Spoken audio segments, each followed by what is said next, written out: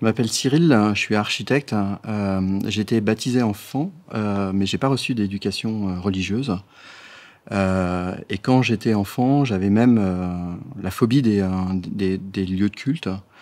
Euh, voilà, j'avais une image de Dieu qui était un Dieu qui jugeait, qui punissait, et du coup, j'y croyais pas. J'avais aussi une très mauvaise image des catholiques parce que je me disais que avec tout ce que nous apprend la science, il fallait quand même pas avoir beaucoup d'intelligence pour croire à tout ça. La question de Dieu est arrivée au début de mes études, où j'ai dû aller dessiner dans des églises. Et donc ça a été un combat pour pouvoir y aller. Et en fait, la surprise, c'est que ces lieux m'ont touché. D'abord par leur beauté, ensuite par ce qui se passe en termes de lumière. Je sentais bien que ça parlait de quelque chose de plus grand, en fait.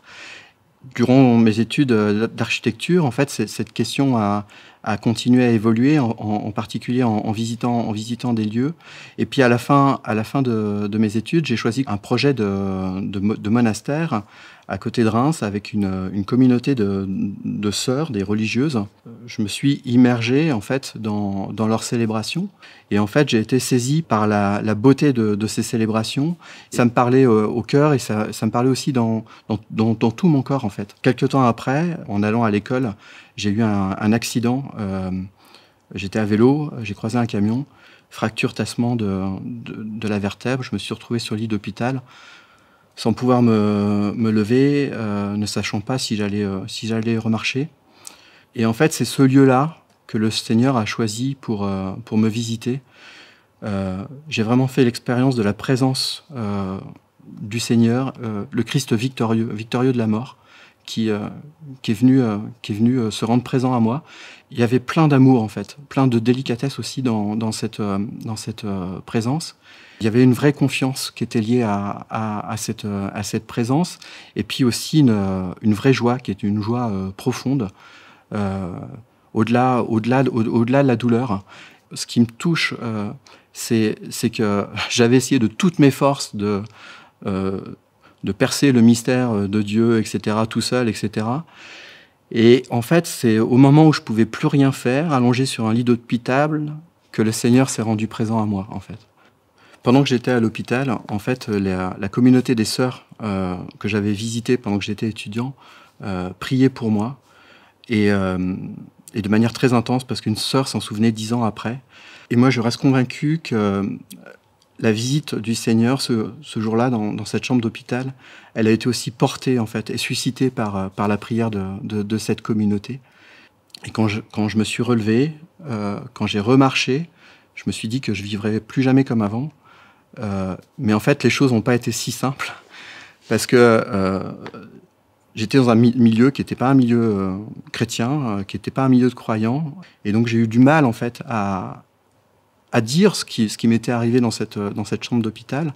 Au bout de 3 ans, je me suis résolu à aller sonner à la porte de la paroisse pour demander à cheminer avec les chrétiens. Très rapidement, après avoir rejoint l'église, moi j'ai senti le besoin de me former.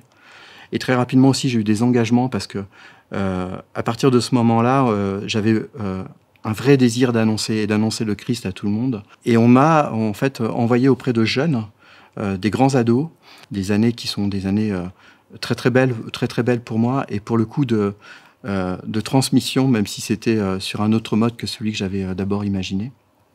Je disais aux jeunes, croire n'est pas une assurance tout risque. Donc ça retire pas les difficultés, les emmerdes de la vie. Il y a eu des épreuves, en particulier une épreuve familiale qui a été très très douloureuse.